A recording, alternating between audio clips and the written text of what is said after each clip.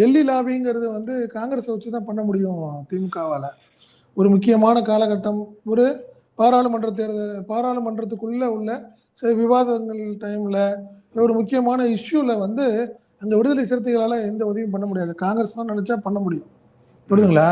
National லெவல்ல அவங்களுக்கு ஒரு இஷ்யூவா பெருசாக்கணும்னா காங்கிரஸ் உதவி தேவை திமுகக்கு. அதுல மாற்று கருத்தே கிடையாது.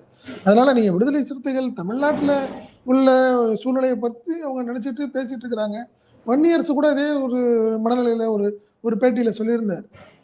நாங்க தான் 2வது பெரிய கட்சி. ஸோ எங்களுக்கு வந்து திமுக எங்களுக்கு கூடுதல் வாக்கு இது சீட்டுகளை எங்களுக்கு ஒதுக்கியே ஆகணுங்கிற மாதிரி அவர் சொன்னார். அதனால நீங்க தமிழ்நாட்டில் உள்ள வந்து இன்னைக்கு காங்கிரஸ் வீக்கா இருக்கு, அதுல மாற்று கருத்து கிடையாது.